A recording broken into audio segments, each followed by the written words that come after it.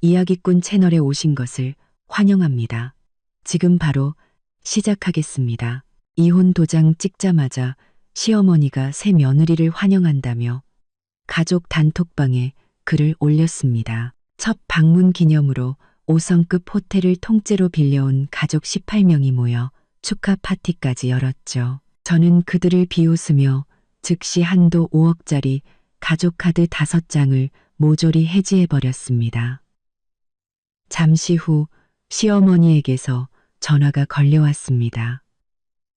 전환이 그들을 비웃으며 아가 8,800만 원 식사비인데 카드 결제가 안 된단다. 내가 어떻게 살라고. 만년필 펜초기 이혼. 합의서 위로 마지막 흔적을 남겼습니다. 그 소리는 마치 마른 나무잎이 발여 부서지듯 가볍고도 선명했습니다. 구청 직원이 서류철 2개를 우리 두 사람 앞으로 각각 밀어주었습니다. 전 남편 강민주는 거의 낚아채다시피 제 몫의 서류를 챙겨 들고는 저를 쳐다보지도 않았습니다. 마치 1초라도 더 머물면 재수없는 기운이라도 옮을 것 같다는 듯이 말이죠. 저 백서연의 3년 결혼 생활은 이렇게 5분도 채 안 되는 시간 속에 완전히 끝이 났습니다. 구청의 회전 유리문을 나서자 9월의 햇살이 눈부시게 쏟아졌습니다. 저는 깊게 숨을 들이마시고 구석에 세워둔 제 작은 차로 향하려는데 가방 속 휴대폰이 미친 듯이 울리기 시작했습니다. 전화가 아니었습니다. 끊임없이 이어지는 메시지 알림음이었죠. 윙윙거리는 소리가 마치 성난 벌떼 같았습니다. 휴대폰을 꺼내보니 화면에는 가족 단톡방 아이콘이 떠 있었습니다. 제가 알림을 꺼뒀지만 전체 멤버 호출 기능 때문에 강제로 팝업이 뜬 것이었죠. 당신의 행복한 우리 가족. 메시지를 보낸 사람은 전 시어머니 박선자 여사. 시간은 불과 1분 전 제가 이혼 서류를 받아든 바로 그 순간이었습니다. 그녀는 폭죽과 활짝 웃는 이모티콘을 연달아 붙인 장문의 글을 올렸습니다. 내 예쁜 새며느리 조아라의 첫 공식 방문을 열렬히 환영합니다. 엄마가 헤리티지 5성급 호텔에 제일 큰 룸을 예약했으니 우리 가족 18명 한 명도 빠짐없이 모두 와서 우리 아가 환영해주고 좋은 기운 듬뿍 받아가자. 그 아래로 사진 몇 장이 이어졌습니다. 첫 번째는 시어머니가 젊은 여자와 다정하게 어깨동무를 하고 찍은 셀카였습니다. 저는 그 여자를 알았습니다. 조아라. 강민준이 휴대폰 비밀 앨범에 숨겨두었던 그의 진정한 사랑이었죠. 두 번째 사진은 호텔룸의 화려한 원형 테이블이었습니다. 테이블 위에는 이미 정갈한 전체 요리가 차려져 있었죠. 테이블 위에는 이미 정갈한 전체 요리가 차려져 있었죠. 세 번째는 단체 사진이었습니다. 역시나 강민준의 누나, 둘과 형부들, 이모와 이모부, 사촌들까지 까만 인파가 중앙에 선 강민준과 조아라를 둘러싸고 있었습니다. 모두들 얼굴에 웃음꽃이 활짝 핀 채 카메라를 향해 엄지를 치켜 세우고 있었습니다. 저는 그 자리에 우뚝 서 있었습니다. 햇볕에 팔이 뜨겁게 달아올랐습니다. 사진 속 강민준의 의기양양한 표정과 주름이 잡히도록 활짝 웃고 있는 전 시어머니의 얼굴을 쳐다보았습니다. 한때의 관계를 정리하며 마음속에 일었던 미세한 파문이 그 순간 거짓말처럼 잠잠해졌습니다. 심지어 헛웃음이 나왔습니다. 저는 손가락을 움직여 단톡방에서 시어머니의 프로필을 눌렀습니다. 그리고 연락처 삭제를 선택했습니다. 연락처를 삭제하면 해당 사용자와 함께 있는 모든 그룹 채팅방에서 자동으로 나가게 됩니다. 시스템 알림창이 뜨자 저는 망설임 없이 확인을 눌렀습니다. 그리고 휴대폰을 집어넣고 하늘을 올려다보았습니다. 박선자 여사님, 당신들의 그 값비싼 환영 만찬. 과연 계산할 때도 그렇게 웃을 수 있을지 기대되네요. 저는 그 집비라는 곳으로 돌아가지 않았습니다. 이제 그곳엔 제가 아직 옮기지 못한 짐, 몇 상자와 역겨운 기억들만 남아있을 뿐이니까요. 저는 곧장 강남 시내로 차를 몰아 제가 가장 즐겨 찾는 카페로 갔습니다. 아메리카노 한 잔을 시켜 창가 조용한 구석에 자리를 잡았습니다. 오후의 햇살이 유리창을 통해 따스하게 손등 위로 쏟아졌습니다.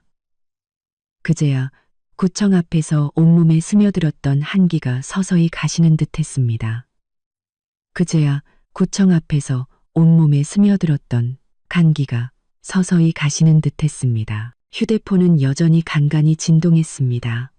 제가 이미 나간 가족 단톡방이 아니라 예전에 업무 때문에 추가했던 강민준의 먼 친척 동생 때문이었습니다. 그녀는 제가 친구 목록에 있다는 사실을 잊었는지 연이어 호텔의 성대한 파티 현장을 카카오 스토리에 생중계하고 있었습니다. 그녀가 막 올린 짧은 동영상을 클릭했습니다. 화면에는 거대한 크리스탈 샹들리에 정교하게 플레이팅된 랍스터와 전복, 그리고 원형 테이블에 둘러앉아 희희낙낙하는 남녀들이 스쳐 지나갔습니다. 전 시어머니 박선자 여사의 유난히 높고 카랑카랑한 목소리가 들려왔습니다. 그녀는 와인잔을 치켜들고 거의 휴대폰 화면을 뚫을 듯한 목소리로 외치고 있었습니다. 자자, 모두 잔을 드세요. 우리 강씨 집안에 진짜 복덩이가 굴러 들어왔습니다. 내 예쁜 며느리, 아라를 위하여 건배. 알도 못 낳는 어떤 암탉은 진작에 알아서 꺼져줬어야지. 괜히 자리만 차지하고 앉아서 우리 집안대 끊을 뻔했잖아. 테이블에 앉은 모든 사람이 박장대소하며 맞장구를 쳤습니다. 맞아요. 맞아. 아라 씨는 딱 봐도 복스럽게 생겼잖아요. 민준이 형, 이제 고생 끝이네. 어머님, 드디어 소원 성취하셨네요. 축하드려요. 저는 화면을 쓸어내리며 말없이 이 소란스러운 연극을 지켜보았습니다. 영상의 마지막. 카메라는 오늘의 주인공인 강민준과 조아라를 비췄습니다. 조아라는 수줍은 듯 강민준의 어깨에 기댔고 강민준은 의기양양하게 그녀의 허리를 감싸 안은 채 온 가족의 축복을 받고 있었습니다. 그 모습은 우리가 결혼식 때 하객들에게 인사하던 모습보다도 훨씬 더 행복해 보였습니다. 친척 동생은 영상에 글까지 덧붙였습니다. 새언니, 환영해요. 가족 모임. 행복 충전. 어떤 사람은 드디어 과거형. 만세. 저는 커피를 한 모금 마셨습니다. 씁쓸한 맛이 혀끝에 퍼졌지만 오히려 정신은 더 맑아졌습니다. 박선자 여사님, 여전히 그렇게 참을성이 없으시군요. 새며느리를 들였다고 온 세상에 광고하지 못해 안달이 나셨네요. 그렇게 제게 뺨을 내어주고 싶으셨나요? 저는 컵을 내려놓고 가방에서 거의 쓰지 않던 다른 휴대폰을 꺼내 전원을 켰습니다. 이 휴대폰에는 은행과 금융앱 몇 개만 깔려 있었습니다. 익숙하게 비밀번호를 입력하고 모바일 뱅킹에 로그인했습니다. 화면은 단순했습니다. 메인 화면에는 제 주거래 신용카드에 연결된 가족카드 5장이 표시되어 있었습니다. 각 카드의 한도는 5억 원. 지난 3년간 박선자 여사와 강민준의 누나들은 바로 이 5장의 카드로 사치스러운 생활을 유지해 왔습니다. 저는 첫 번째 카드의 상세 정보 페이지를 열어 카드 관리 옵션을 찾았습니다. 스크롤을 내리자 맨 아래에 작고 붉은 글씨로 카드 해지가 보였습니다. 시스템 알림창이 떴습니다. 고객님, 카드 해지 후에는 복구가 불가능합니다. 계속 진행하시겠습니까? 저는 가볍게 확인을 눌렀습니다. 한치의 망설임도 없이 같은 방법으로 2번째, 3번째, 그리고 5번째 카드까지 해지 신청이 완료되었습니다. 24시간 내에 처리될 예정입니다. 라는 안내 문구가 뜰 때까지 반복했습니다. 모든 과정은 2분도 채 걸리지 않았습니다. 모든 것을 마친 후 저는 이 휴대폰의 전원을 끄고 다시 가방 가장 깊숙한 곳에 넣었습니다. 그리고 평소에 쓰던 휴대폰을 집어들었습니다. 그 친척 동생은 지치지도 않는지 계속해서 사진을 올리고 있었습니다. 가장 최근 사진은 조아라가 값비싸 보이는 보석 상자를 들고 입이 귀에 걸리도록 웃고 있는 모습이었습니다. 박선자 여사가 옆에서 사진 설명을 달았죠. 우리 착한 며느리에게 주는 선물. 앞으로 우리 둘이 같이 쇼핑 다니자. 저는 피식 웃으며 이 친척 동생의 카카오 스토리를 보지 않기로 설정했습니다. 창밖에 차량 행렬이 늘어나기 시작했습니다. 저녁 시간이 다가오고 있었습니다. 헤리티지 호텔은 여기서 멀지 않습니다. 그들의 가족 단합 만찬은 지금쯤 몇 번째 요리가 나왔을까요? 아마 분위기가 최고조에 달했을 때겠죠. 저는 종업원을 불러 작은 치즈케이크를 하나 더 주문했습니다. 서두를 것 없습니다. 좋은 연극은 주인공이 무대에 오를 충분한 시간을 줘야 하는 법이니까요. 저는 먼저 디저트를 먹으며 천천히 기다리기로 했습니다. 치즈케이크를 다 먹어갈 무렵 제 휴대폰이 울렸습니다. 화면에는 박선자 여사님이라는 세 글자가 다급한 벨소리와 함께 번쩍이고 있었습니다.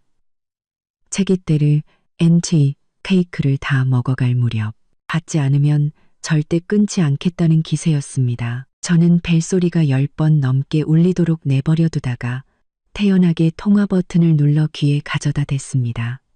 먼저 말을 꺼내지는 않았습니다. 전화기 너머로 박선자 여사의 날카로우면서도 당황한 기색이 역력한 목소리가 터져나왔습니다. 배경은 시끄러웠고 아이의 울음소리와 다른 사람들의 언쟁 소리도 들리는 듯했습니다.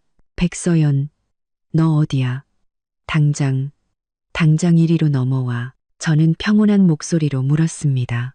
무슨 일이시죠? 박선자 여사는 제 평온함에 잠시 할 말을 잃은 듯 더욱 날카롭게 소리쳤습니다. 무슨 일? 네가 지금 나한테 무슨 일이냐고 물어. 계산해야지. 헤리티지 호텔. 당장 와서 계산하라고. 우리 이제 다 먹고 가려는데 이게 무슨 망신이야. 저는 가볍게 하고는 말했습니다. 어머님 가족이 식사하셨는데 왜 제가 계산을 해야 하죠? 박선자 여사는 길길이 날뛰었습니다. 너 시치미 떼지 마. 내 카드가 안 긁히잖아. 뭐가 잘못된 게 틀림없어. 내 명의로 된 메인 카드는 문제없지? 빨리 와서 계산해. 여기서 더 망신당하기 싫으니까. 지금 종업원이랑 지배인이 다 쳐다보고 있단 말이야. 저는 저쪽 상황이 눈에 선했습니다. 박선자 여사는 분명 한 손으로 수화기를 막고 다른 한 손으로는 매서운 눈초리로 쳐다보는 호텔 지배인에게 억지 미소를 짓고 있겠죠. 이마에는 식은땀이 송골송골 맺혔을 겁니다. 평생 체면을 목숨처럼 여기던 사람이 온 가족 18명, 특히 막 문턱을 넘어온 애지중지, 새며느리 앞에서 밥값을 못 내 쩔쩔매고 있다니 그건 그녀에게 죽기보다 더한 고통일 겁니다. 저는 일부러 몇 초간 침묵하며 저쪽에서 점점 더 초조해지는 숨소리를 들었습니다. 그리고는 나지막하지만 모든 글자가 명확히 전달될 수 있도록 천천히 입을 열었습니다. 어머님 카드가 안 긁히는 게 당연하죠. 박선자 여사가 되물었습니다. 무슨 소리야? 제가 1시간 전에 어머님께서 새 며느리를 둘러싸고 축배를 들고 계실 바로 그 시간에 가족 카드 5장을 전부 해지했거든요. 전화기 너머가 순간 조용해졌습니다. 배경의 소음마저 음소거 버튼을 누른 것처럼 멎었습니다. 몇 초가 흐른 뒤에야 마치 목이 졸린 듯한 박선자 여사의 목소리가 들려왔습니다. 너 해지했다고? 네가 무슨 자격으로 해지를 해? 그건 우리 강씨 집안 돈이야. 저는 냉소했습니다.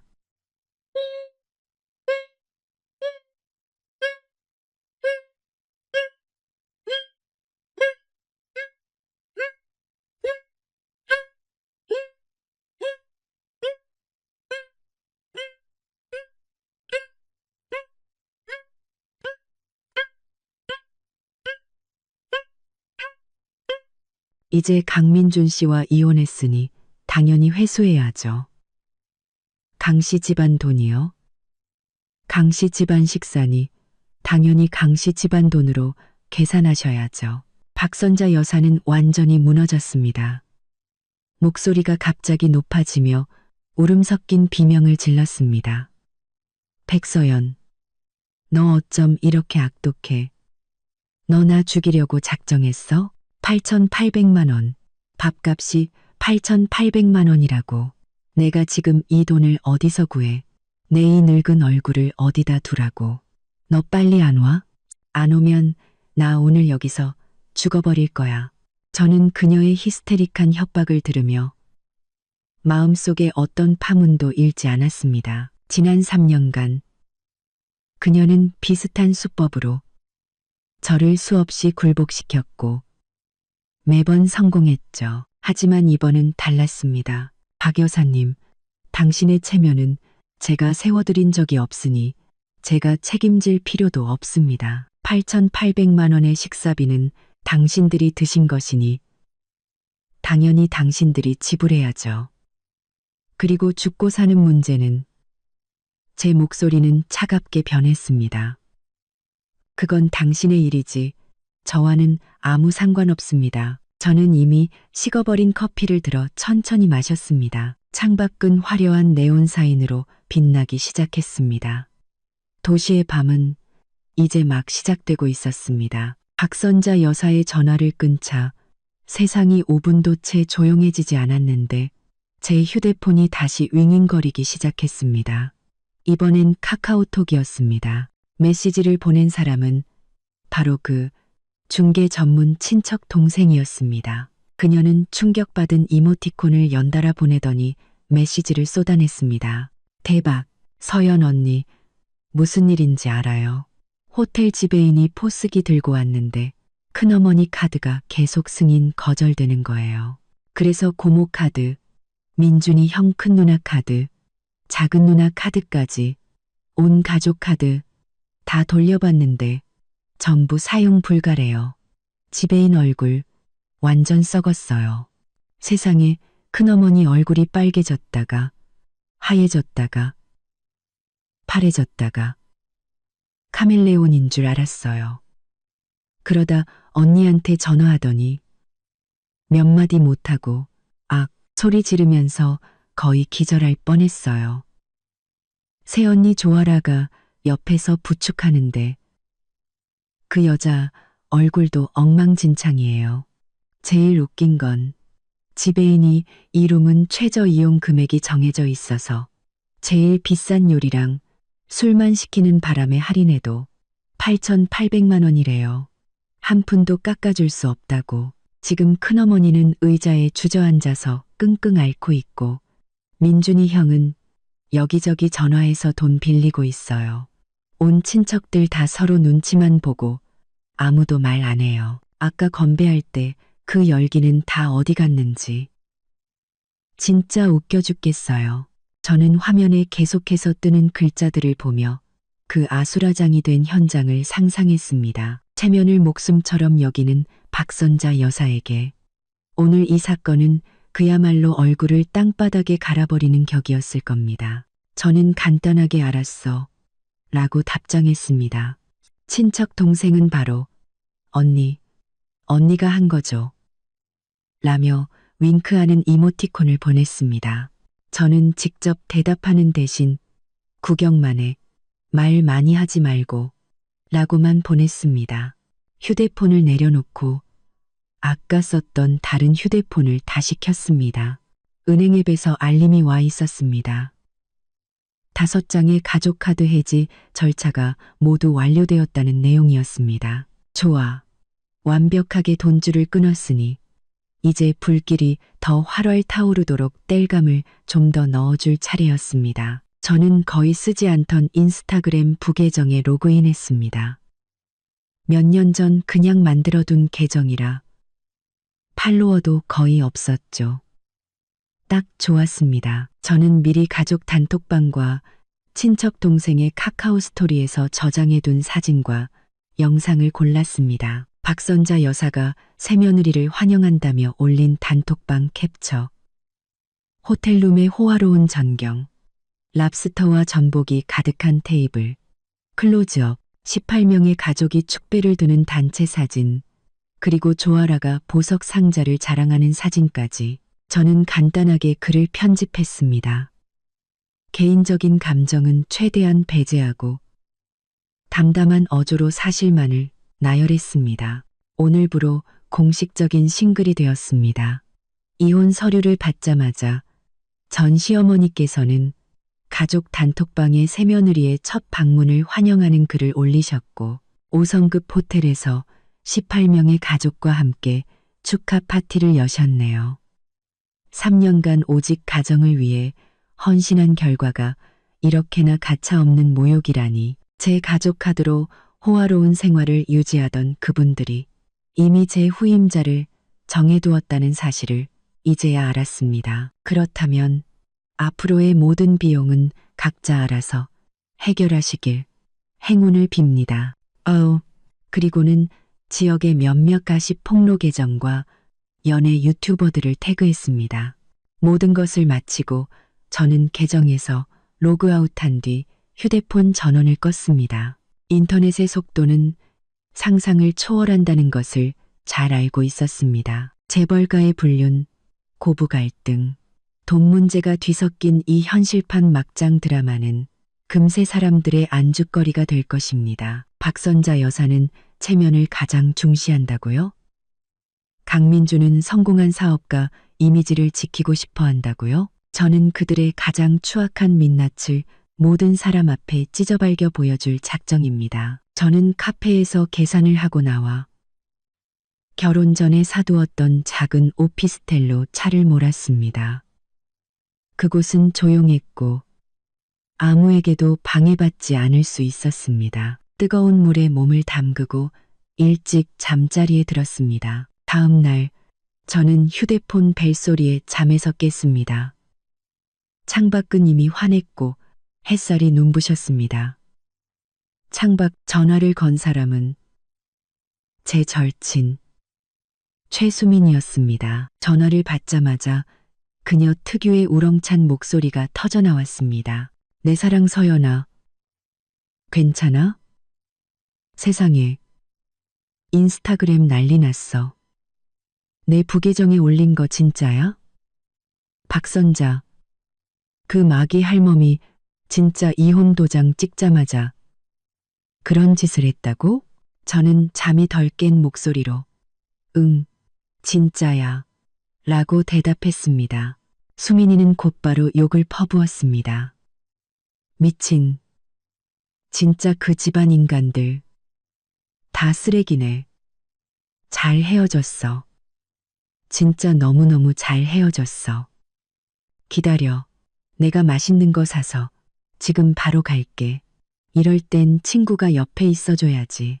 수민이의 전화를 끊고 보니 휴대폰에 수십 통의 부재중 전화가 와 있었습니다. 대부분 모르는 번호였는데 아마 강민준이나 그의 친척들이 번호를 바꿔가며 전화한 것이겠죠. 문자도 수십 통화 있었습니다. 강민준이 보낸 것이었는데 처음에는 백서연, 무슨 짓이야. 당장 엄마 경찰서에서 빼내. 라며 윽박지르다가 나중에는 무슨 일이든 좋게 얘기하자. 일단 와서 호텔 계산부터 해결해줘. 라고 애원하는 내용으로 바뀌어 있었습니다. 마지막 문자는 새벽 3시쯤 온 것이었습니다. 정말 이렇게까지 해야겠어? 저는 하나도 답장하지 않고 모두 선택해 삭제해버렸습니다. 경찰서라. 어젯밤의 결말은 제 생각보다도 더 흥미진진했나 봅니다. 느긋하게 일어나 씻고 옷을 갈아입자마자 초인종이 울렸습니다. 현관 카메라를 보니 역시 수민이었습니다. 양손 가득 무언가를 들고 살기등등하면서도 흥분을 감추지 못하는 표정이었습니다. 문을 열자마자 수민이는 저를 와락 껴안았습니다. 우리 서연이 마음고생 많았지. 근데 진짜 잘했어. 통쾌해 죽는 줄 알았네. 가족카드 해지한 건 정말 신의 한 수였어. 그녀는 식탁에 따끈따끈한 김이 나는 만둣국과 콩나물국밥이 든 봉투를 내려놓았습니다. 우리는 아침을 먹으며 수민이가 신나게 휴대폰을 보여주었습니다. 이것 봐, 이것 봐. 네가 올린 글. 유명 인플루언서들이 다 퍼갔어. 댓글이 벌써 수천 개야. 다들 그 쓰레기 집안 욕하고 너 응원하는 글이야. 저는 인기 댓글 몇 개를 훑어보았습니다. 첫 번째 댓글. 두 번째 댓글. 언니, 힘내세요. 지들 돈도 아니고 언니 카드로 상간녀 파티 열어주는 클라스라니. 얼굴에 철판을 깔았나? 세 번째 댓글. 후기 제발요. 8,800만 원 계산은 했나요? 시어머니 진짜 경찰서 갔나요? 실시간 중계 원합니다. 수민이는 화면을 넘기며 신나서 말했습니다. 그리고 사람들이 그 조아라라는 여자 신상도 털었어. 예전에 이상한 중소기업 안내 데스크에서 일하다가 강민준 꼬셨다던데? 또 어떤 사람은 박선자 여사가 차고 있던 새 팔찌.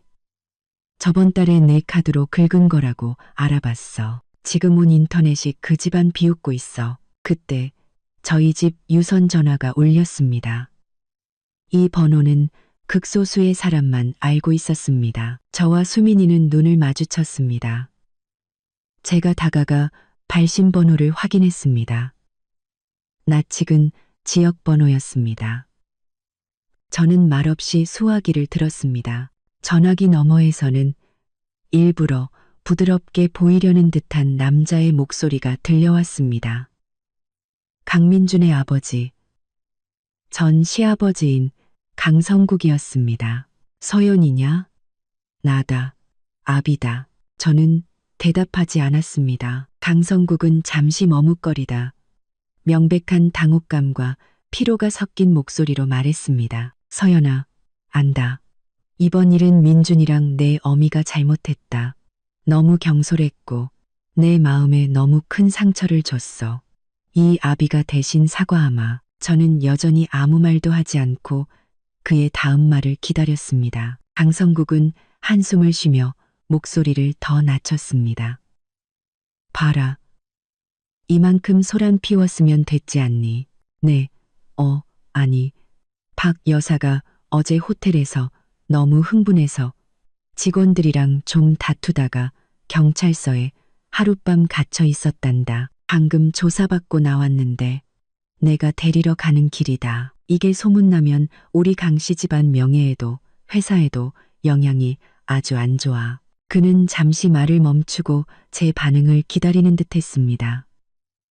제가 여전히 침묵하자 그는 어쩔 수 없이 말을 이었습니다. 그 호텔 계산 말이다. 8,800만 원. 작은 돈이 아니잖니. 민준이가 급하게 마련해봤지만 2천만 원밖에 못 구해서 아직 한참 모자라. 네가 일단 좀 먼저 내주면 안 되겠니? 이 아비가 너한테 빌리는 셈치마. 나중에 꼭 갚으마. 우리 그래도 한때 가족이었는데 남들 보기 창피하게 이러지 말자. 응? 그 말을 듣고서야 저는 드디어 입을 열었습니다. 날씨 얘기를 하듯 평온한 목소리였습니다. 강성국 씨, 세 가지를 잘못 알고 계시네요. 첫째, 저는 당신 아들과 이혼했습니다. 당신은 제 아버지가 아닙니다. 둘째, 박선자 여사가 경찰서에 간 것은 식사비를 지불하지 못하고 호텔 측과 다툼을 벌였기 때문입니다. 그건 그녀의 개인적인 행동이 초래한 결과이지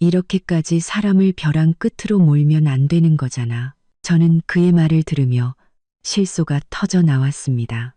벼랑 끝으로 몬다고요?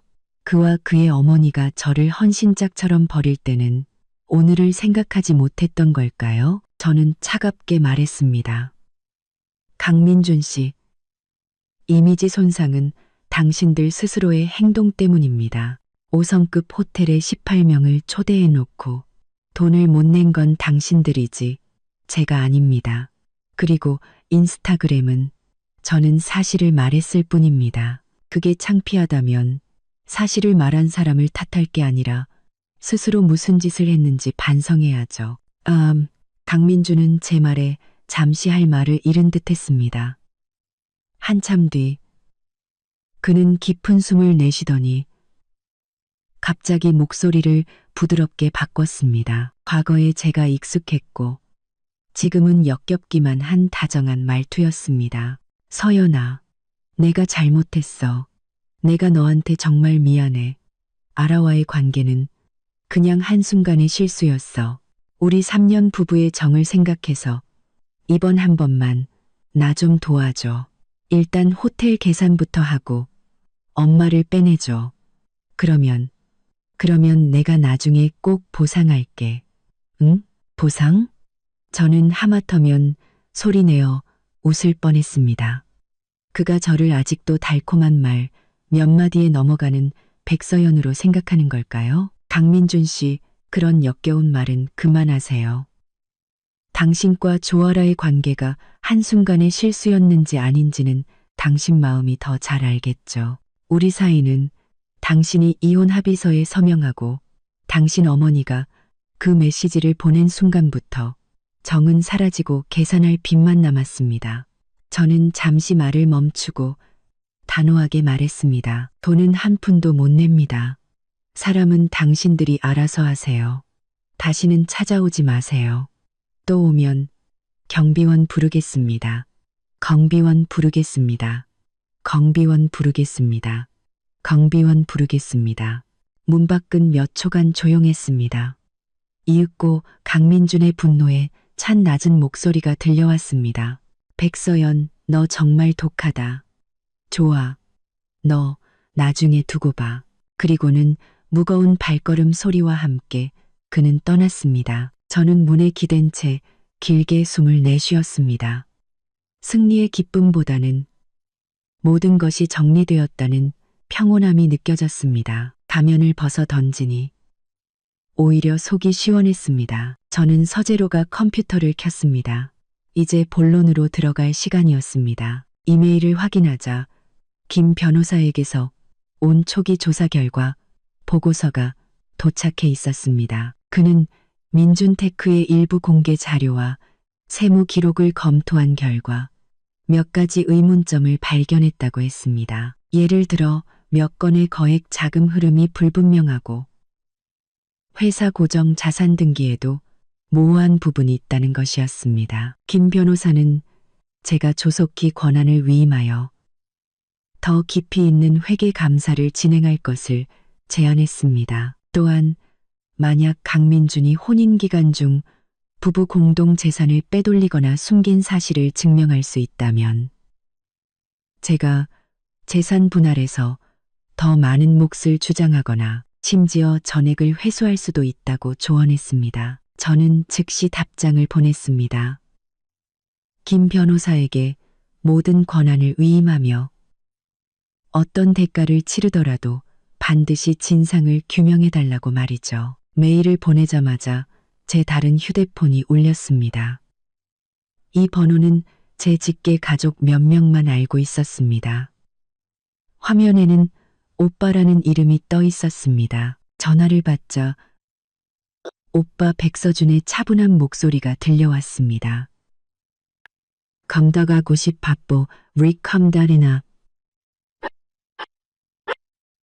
정아가 따따리 백서준의 캄부리따 청가가 감다. 서연아, 얘기 다 들었다. 저는 응 이라고 대답했습니다.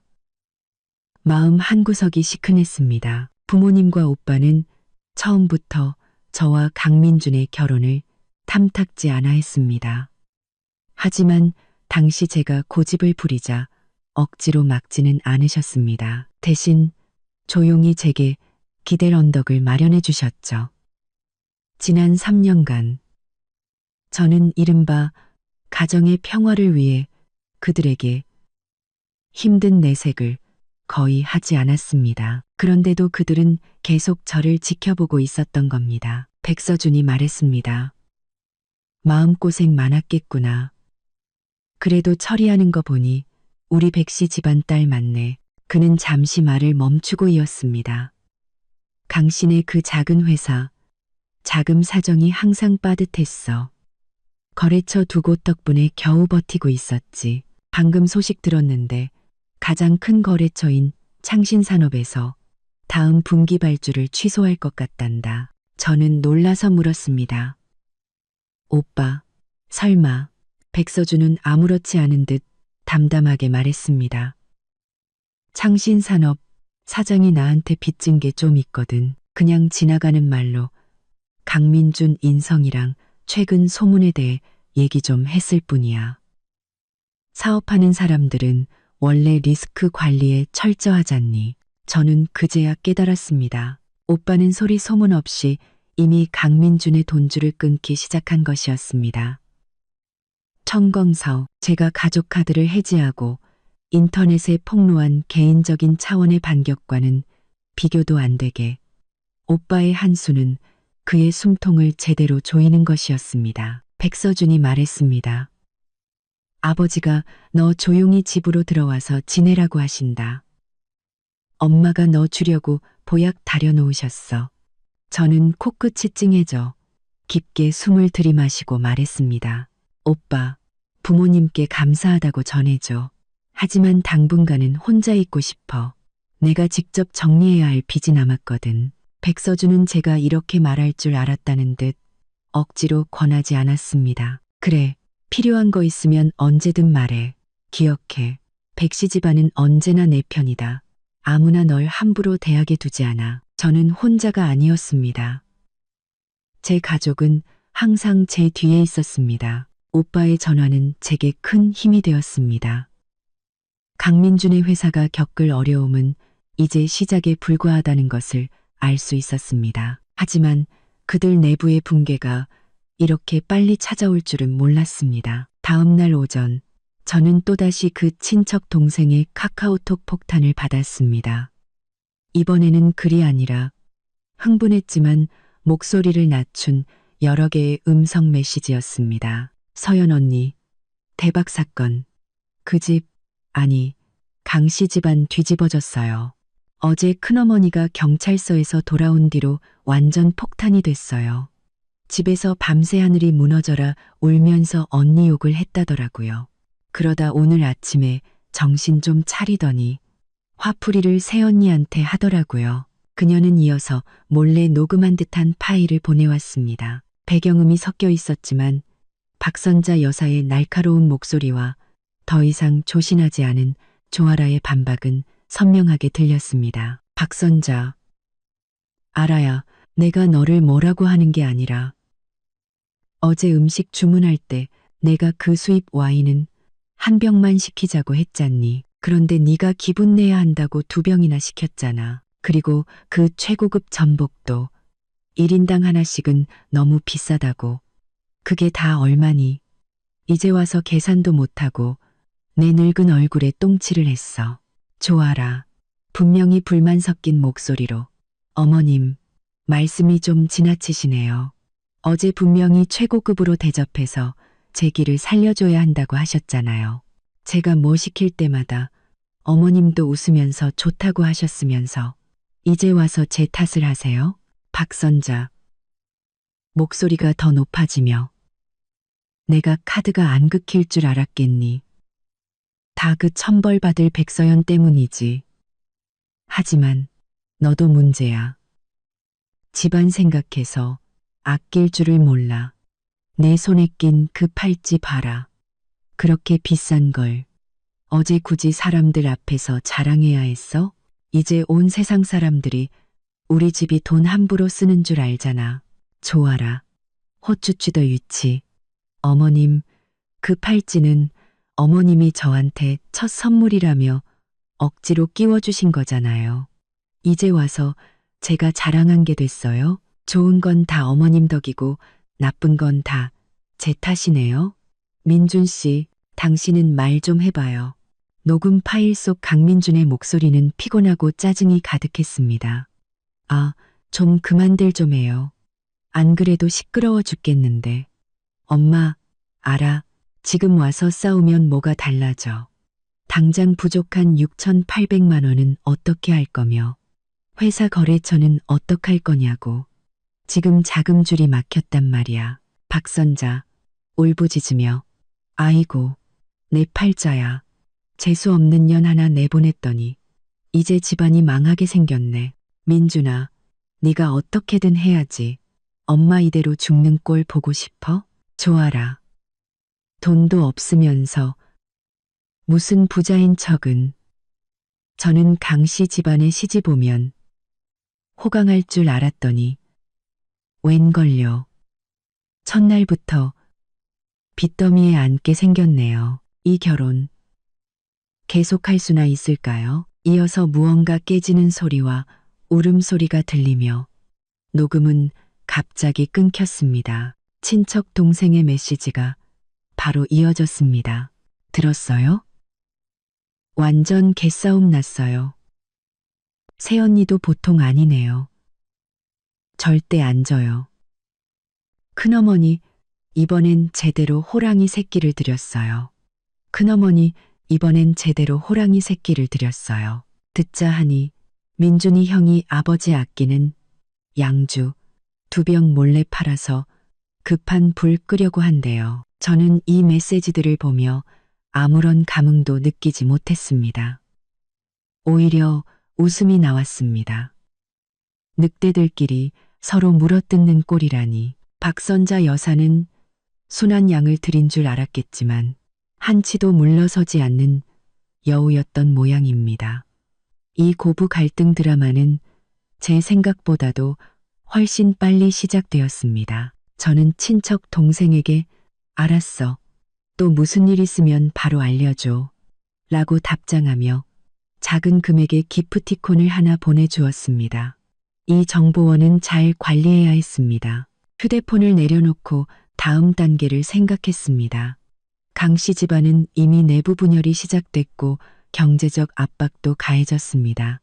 하지만 아직 부족합니다. 저는 그들이 제기할 기회조차 없도록 만들어야 했습니다. 김 변호사의 이메일에서 언급되었던 회사 자산 문제가 떠올랐습니다. 강민주는 회사를 설립할 때 우리가 결혼 생활 중에 샀던 작은 오피스텔 주소를 이용했던 것 같습니다. 그리고 회사 법인 계좌와 몇몇 개인 계좌 사이에 불분명한 자금 거래가 잦았다는 점도. 저는 다시 김 변호사에게 연락했습니다. 오빠가 알려준 창신산업의 발주 취소 소식을 전하며 회사 등록 주소와 법인 자금 유용 혐의에 대한 의심을 집중적으로 제기했습니다. 김 변호사는 그것이 바로 조사의 핵심이라고 답했습니다. 만약 강민준이 회사 자금을 개인적인 사치나 재산은닉에 사용한 사실이 입증되면 이혼 재산 분할에서 저에게 극도로 유리해질 뿐만 아니라 법적 책임까지 물을 수 있다고 했습니다. 좋습니다. 법의 심판은 그 어떤 말싸움보다도 강력한 무기입니다. 오후에 저는 법률사무소로 가 김 변호사를 만나 필요한 모든 서류에 정식으로 서명했습니다. 사무소를 나오니 햇살이 좋았습니다. 복잡한 거리를 걸으며 저는 비로소 숨통이 트이는 것을 느꼈습니다. 지난 3년간 저는 새장 속에 갇힌 새처럼 위선적인 결혼 생활을 지키고 탐욕스러운 사람들의 비위를 맞추며 살아왔습니다. 이제 새장은 부서졌고 하늘은 넓었습니다. 저는 밀크티 한 잔을 사서 천천히 집으로 걸어갔습니다. 길에서 휴대폰을 확인해 보니 이전에 올렸던 인스타그램 게시물의 열기가 식지 않고 있었습니다. 심지어 몇몇 네티즌들은 좋아라가 과거 소셜미디어에 올렸던 그녀의 수입으로는 감당할 수 없을 법한 명품 가방과 해외여행 사진들을 찾아내 박민준의 불분명한 자금 지출 시점과 정확히 일치한다는 것을 밝혀내기도 했습니다. 여론은 들끓고 내부는 분열되고 외부의 압박은 거세지고 있었습니다. 김 변호사와 서류 작업을 마치고 집에 돌아와 차를 한 잔 마시려는데 초인종이 또다시 집요하게 울렸습니다. 이번에는 현관 카메라를 확인하지 않고 바로 문을 열었습니다. 문 밖에는 어제보다 더 초췌해진 강민준이 서 있었습니다. 눈에는 핏발이 서 있고 턱에는 거뭇한 수염 자국이 가득했습니다. 그는 서류철 하나를 손에 쥐고 있었는데 너무 세게 쥔 탓에 손마디가 하얗게 질려 있었습니다. 강민준은 저를 보자마자 거의 이를 갈며 말했습니다. 백서연, 우리 얘기 좀 해야겠다. 저는 문을 비켜주지 않고 문틀에 기댄 채 그를 바라보았습니다. 무슨 얘기를요? 돈 문제나 인스타그램 글 내리라는 거면 할 얘기 없어요. 강민주는 서류철을 제 앞으로 내밀며 억눌린 분노로 말했습니다. 그게 아니야. 이것도 내 짓이지? 경제사범 전문이라는 그 김 변호사 말이야. 오늘 회사로 사람 보내서 장부 보자고 하더라. 무슨 자산이 어쩌고 하면서 네가 시킨 거지? 저는 서류철을 받아들고 천천히 펼쳐보았습니다. 안에는 김 변호사 사무실에서 보낸 정식 공문 사본이 들어 있었습니다. 민준테크의 재무 상태를 감사하겠다는 내용과 함께 회사 등록 주소와 실제 운영 장소의 불일치, 그리고 법인 계좌에서 개인 계좌로 흘러 들어간 몇 건의 거액 이체, 내역 등 초기 의심 정황이 나열되어 있었습니다. 수취인 이름에는 조아라라는 이름이 선명했고 이체 목적은 프로젝트 인건비라고 적혀 있었습니다. 날짜는 불과 3개월 전이었습니다. 저는 서류철을 덮어 그에게 돌려주며 무표정하게 말했습니다. 김 변호사님은 법대로 처리하시는 분입니다. 그분이 왜 당신 회사를 조사하는지는 당신 스스로에게 물어봐야죠. 뭐 캥기는 일이라도 있나요? 박민준의 얼굴이 순간 붉게 달아오르며 서류철을 낚아챘습니다. 너 깨끗한 척하지 마. 백서연, 똑똑히 들어. 이 회사는 내가 혼자 일군 거야. 너랑은 아무 상관없어. 내 회사에 손댈 생각하지 마. 저는 웃었습니다. 차갑고 비웃음이 섞인 웃음이었습니다. 당신 회사라고? 강민준 씨, 잊었나 본데 우리는 아직 재산 분할을 끝내지 않았어요. 혼인기간 중에 설립된 회사는 당신 단독 명의로 되어 있더라도 내 몫이 절반은 있는 겁니다. 하물며 저는 한 걸음 다가가 그의 눈을 똑바로 쳐다보며 또박또박 말했습니다. 당신은 우리 부부 공동 재산으로 사무실을 얻었고 결혼 후에 수입으로 회사를 운영했죠. 그런데 이제는 회사 돈으로 상간녀를 먹여 살린 것까지 들켰네요. 그런데도 이 회사가 당신 혼자만의 것이라고요? 박민주는 제 말에 아무 대답도 하지 못하고 가슴만 거칠게 오르내렸습니다. 그는 제가 이렇게까지 자세히 알고 있으리라고는, 그리고 이렇게까지 직접적으로 가면을 찢어버리리라고는 상상도 못했을 겁니다. 그는 거친 숨을 몰아쉬며 상황을 수습하려는 듯 목소리를 낮췄지만 분한 기색은 감추지 못했습니다. 서연아, 네가 나를 미워하는 거 알아. 하지만 회사는 내 피땀이야. 네가 망가뜨리면 안 돼. 내가 잘못했더라도 이런 식으로 복수하면 안 되잖아. 우리 앉아서 재산 분할 다시 얘기하자. 내가 보상금 더 얹어줄게. 보상?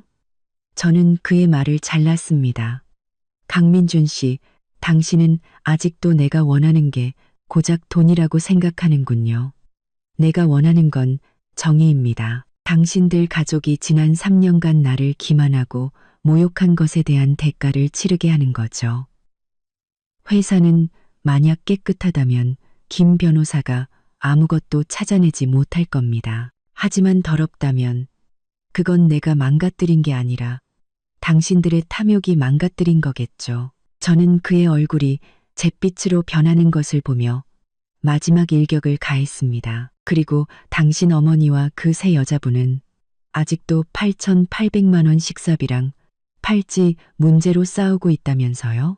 아직도 그런 한가한 소리 할 정신이 있나 보네요. 당장 눈앞의 문제부터 해결하는 게 어때요? 강민주는 마치 모든 기력을 잃은 사람처럼 비틀거리며 한 걸음 물러섰습니다. 그의 눈에는 원망과 함께 믿을 수 없다는 듯한 공포가 서려 있었습니다.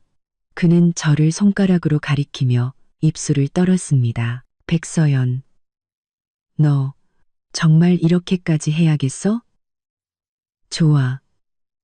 좋아. 우리 법정에서 보자고. 그는 말을 마치고 거의 도망치듯 엘리베이터로 달려갔습니다. 저는 문을 닫고 문에 기댄 채 길게 숨을 내쉬었습니다. 손바닥은 긴장으로 축축했지만 마음은 오히려 맑게 개었습니다. 협상은 결렬되었습니다. 제가 원하던 바였습니다.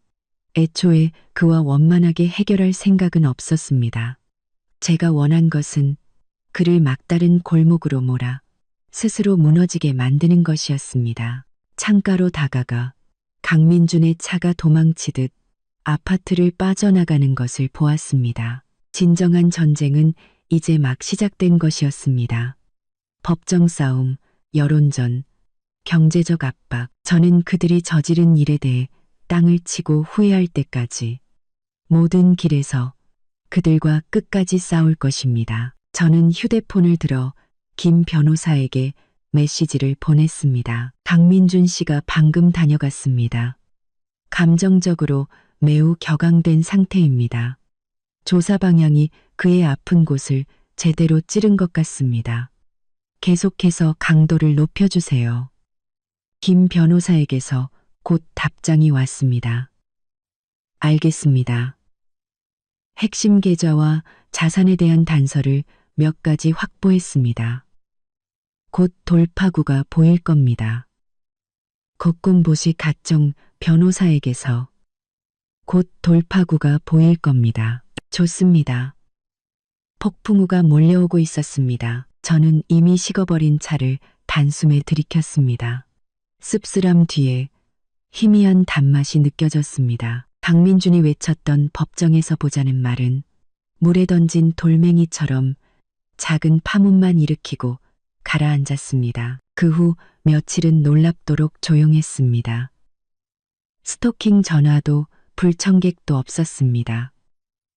하지만 저는 이것이 폭풍 전의 고요함이라는 것을 잘 알고 있었습니다. 강민주는 분명 변호사를 찾아다니며 김 변호사의 조사에 대응할 방법을 찾고 있을 것입니다. 박선자 여사와 조아라는 이 진흙탕 싸움에서 자신만이라도 빠져나갈 궁리를 하며 서로를 견제하고 있겠죠. 저도 가만히 있지만은 않았습니다.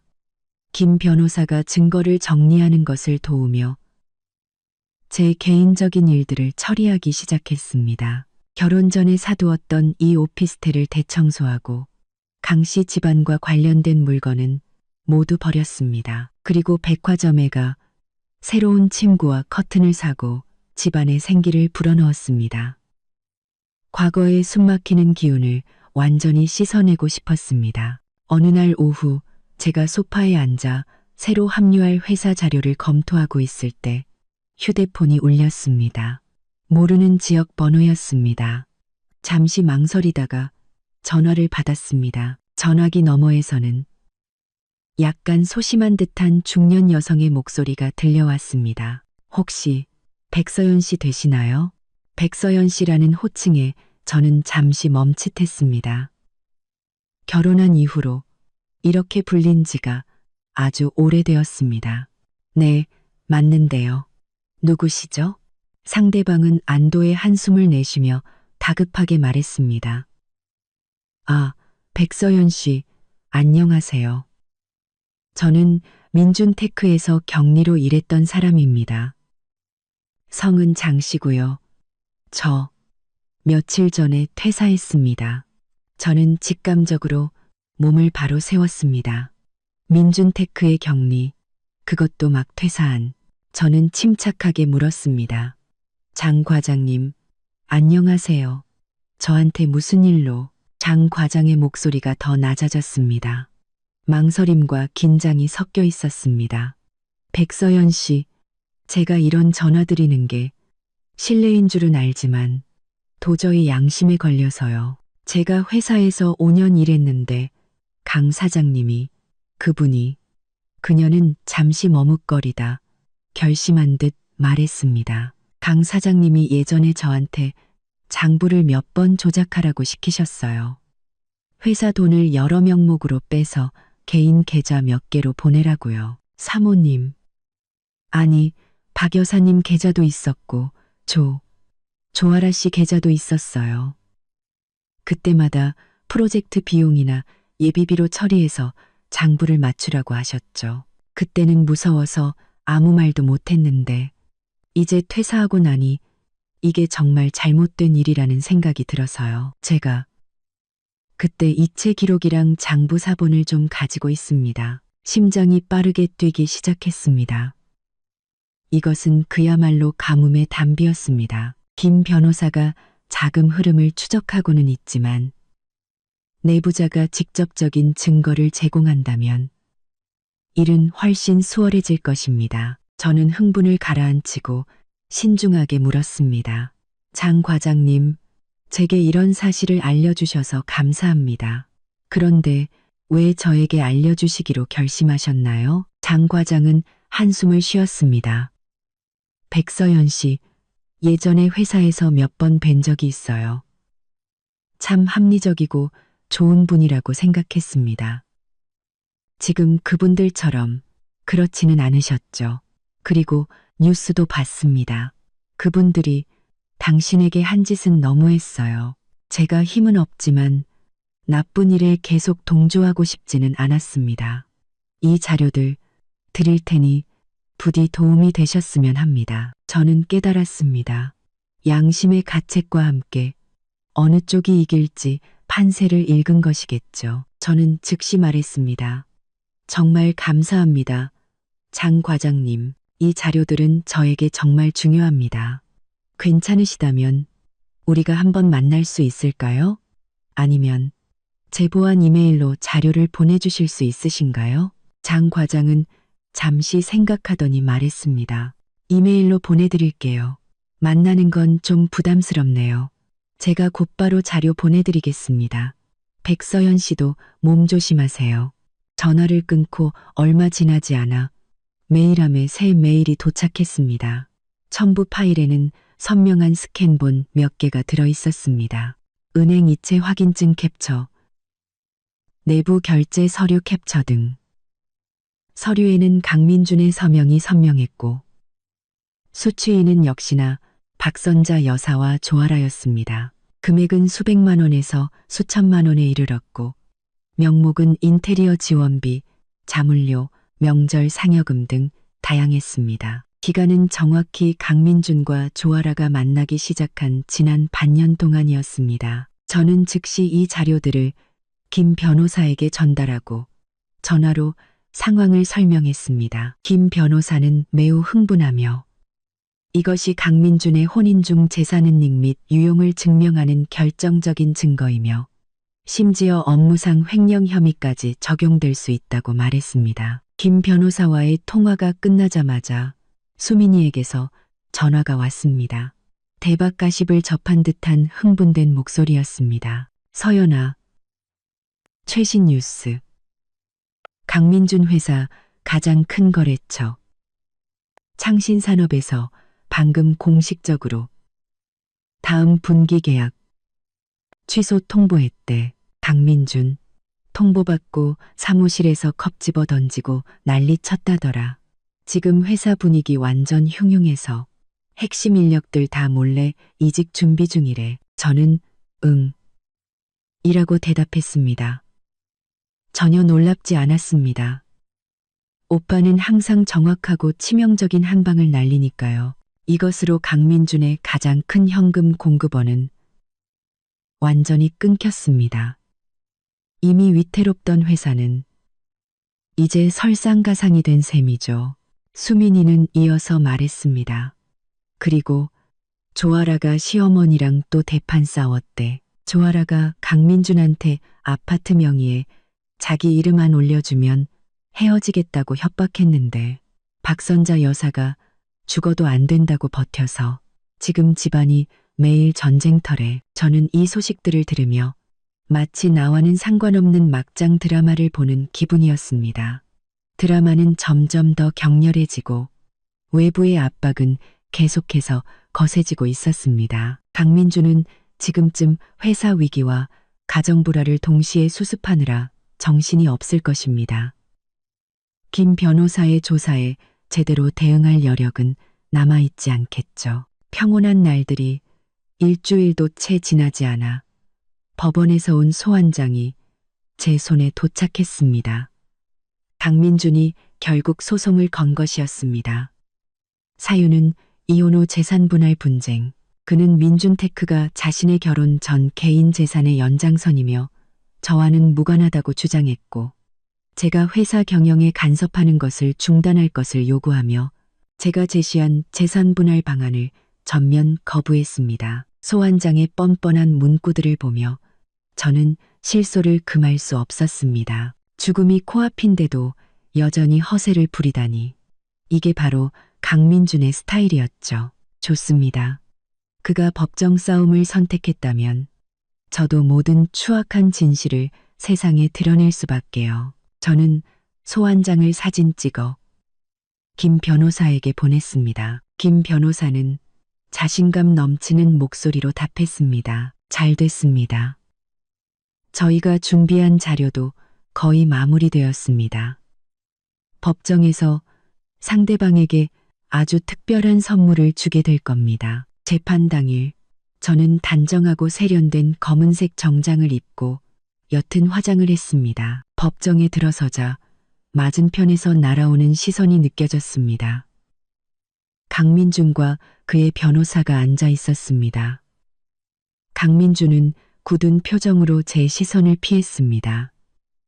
강민준과 그의 변호사가 앉아 있었습니다. 그리또 강민준은 굳은 표정으로 또 굳은 그의 옆에는 아버지 강성국만아 와 있을 뿐 박선자 여사와 조아라는 보이지 않았습니다.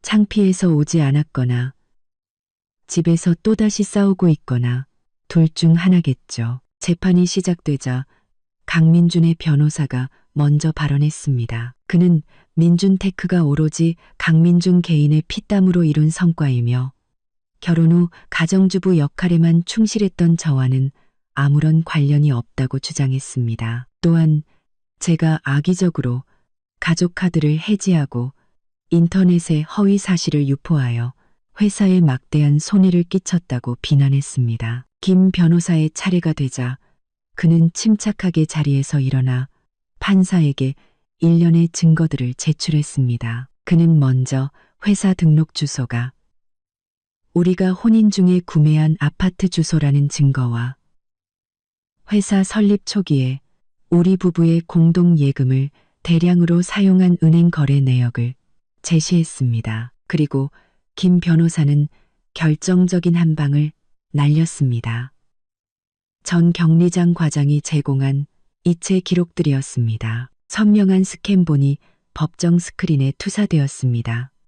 민준테크 계좌에서 박선자 여사와 조아라의 개인 계좌로 흘러들어간 수많은 이체 내역, 금액, 날짜, 그리고 강민준의 서명까지 모든 것이 명백했습니다. 김 변호사는 차분한 목소리로 이 이체 내역들이 회사 업무와는 전혀 무관하며 순전히 강민준이 직위를 이용해 회사 자금을 개인적인 사치와 가정생활 그리고 불륜 관계 유지에 사용한 것이라고 지적했습니다. 강민준의 얼굴이 순간 새하얗게 질렸습니다. 그의 변호사도 당황한 기색이 역력했고 그것들은 합법적인 인건비 지급이나 개인적인 대여금이라고 반박하려 했지만 조아라가 관련 전문 자격이 없다는 점, 그리고 이체 시점이 소위 프로젝트와 전혀 일치하지 않는다는 김 변호사의 지적 앞에 그들의 주장은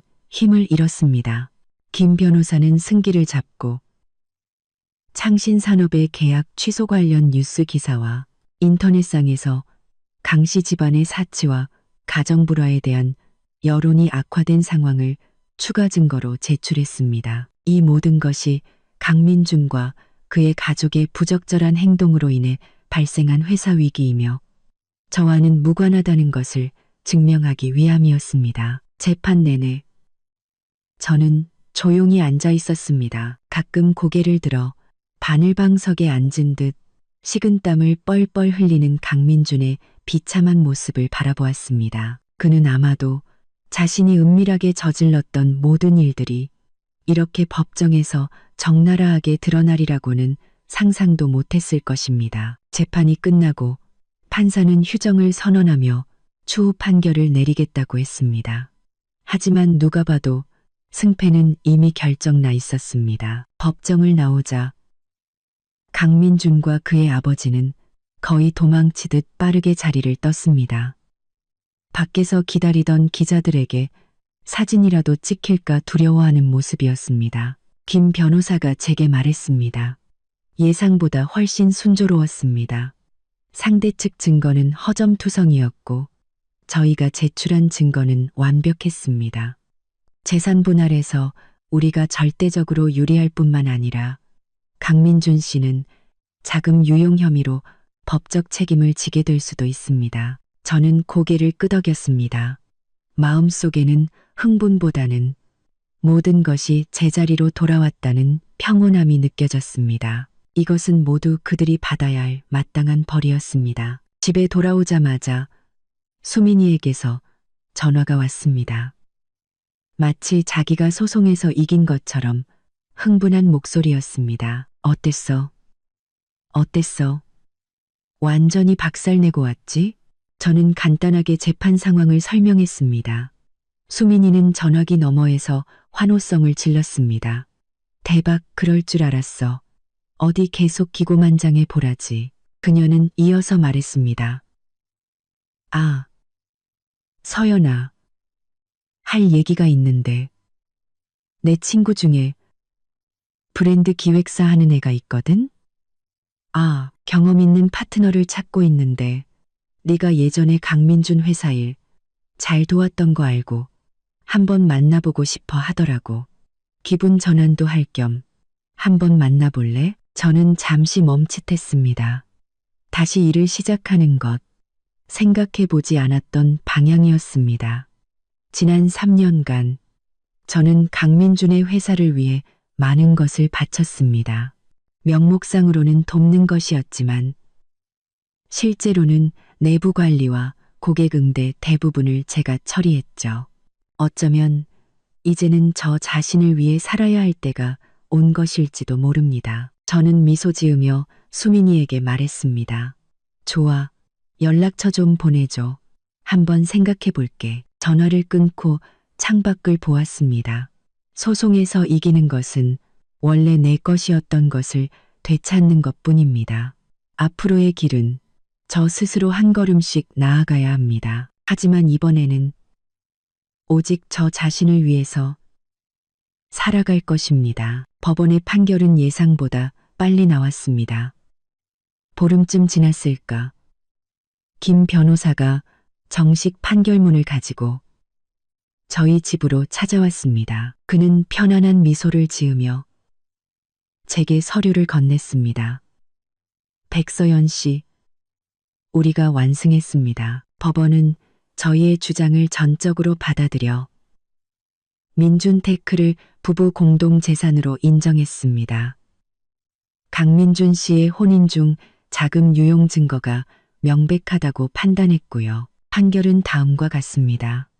회사 명의의 모든 자산, 즉 고정자산, 미수금, 특허권 등을 감정평가액 기준으로 당신이 70%를 분할받게 됩니다. 강민준 씨 개인 명의의 아파트는 비록 그의 단독 명의였지만 혼인 중 구매한 것이므로 역시 당신 소유로 귀속됩니다. 또한 강민준 씨는 이번 소송의 모든 비용을 부담해야 합니다. 저는 두꺼운 판결문을 받아들었습니다.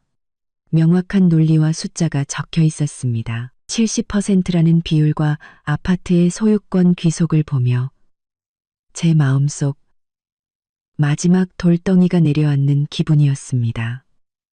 이것은 단순히 돈의 문제가 아니었습니다. 이것은 법이제, 지난 3년간의 헌신과 서름을 최종적으로 인정한 것이었습니다. 김 변호사는 덧붙였습니다. 그리고 강민준 씨의 자금 유용 혐의에 대해서는 법원이 관련 증거를 검찰에 이첩했습니다. 추가 조사가 있을 수 있습니다. 이번에 그는 꿩 대신 닭도 못 잡는 신세가 된 셈이죠. 저는 고개를 끄덕였습니다. 이 결과가 전혀 놀랍지 않았습니다. 인과응보, 이제야 때가 온 것뿐이었습니다. 김 변호사가 돌아간 뒤 저는 오빠에게 전화를 걸었습니다. 백서준은 모든 것을 듣고 담담하게 말했습니다. 알았다. 나머지 일 처리하는데 집안 도움이 필요하면 말해. 그가 말하는 것은 판결, 집행 문제였습니다.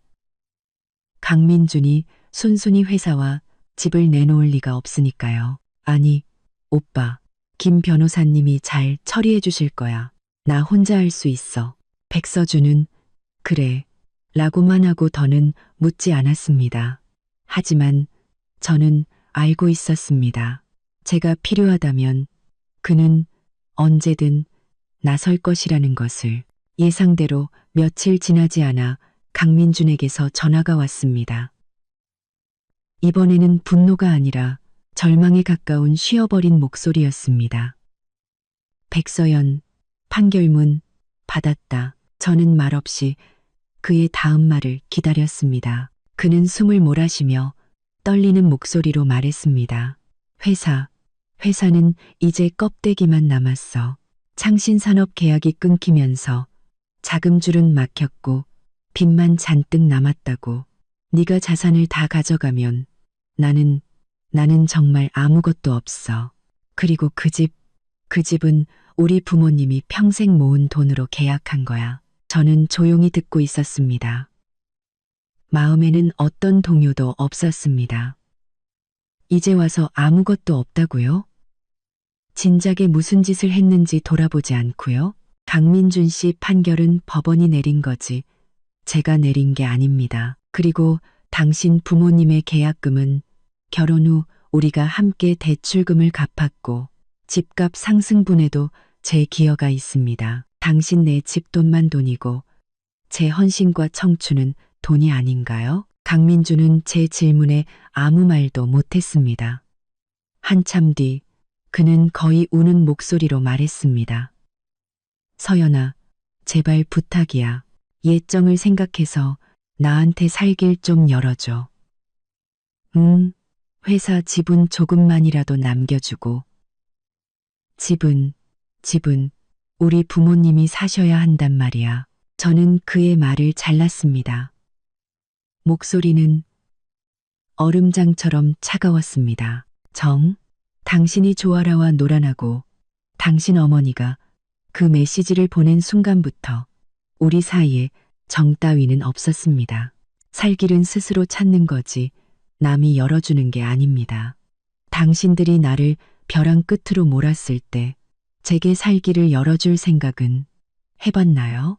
저는 잠시 말을 멈추고 그의 마지막 희망을 짓밟았습니다. 그리고 판결에 따라 당신은 지정된 기한 내에 자산명의 이전과 정산 절차에 협조해야 할 의무가 있습니다.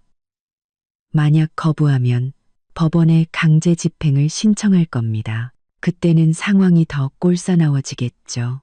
전화기 너머에서 강민준의 억눌린 흐느낌이 들려왔습니다.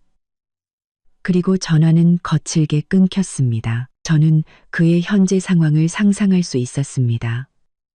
모든 사람이 등을 돌리고 회사는 파산하고 법적 책임까지 져야 하는 상황. 하지만 이 모든 것은 그가 자초한 일이었습니다. 며칠 뒤 김 변호사를 통해 강민준이 결국 자산양도 계약서에 서명했다는 소식을 들었습니다. 듣자 하니 그의 아버지 강성국이 노후 자금을 탈탈 털어 겨우 회사빚 일부를 갚고 마지막 체면을 지켰다고 했습니다. 그 아파트도 곧 제 명의로 이전되었고 열쇠가 제 손에 들어왔습니다. 저는 그 집에 한번 가보았습니다. 안에는 강민준과 조아라의 생활 흔적이 희미하게 남아있어 더욱 역겹게 느껴졌습니다. 저는 바로 부동산에 연락해 그 집을 월세로 내놓았습니다. 배신으로 가득 찬 이 집은 1초도 더 보고 싶지 않았습니다. 매달 통장에 찍히는 월세 수입으로 바꾸는 것이 가장 현실적인 선택이었습니다. 이로써 저와 강민준 사이는 법적으로나 경제적으로나 완전히 정리되었습니다. 하지만 저는 알고 있었습니다.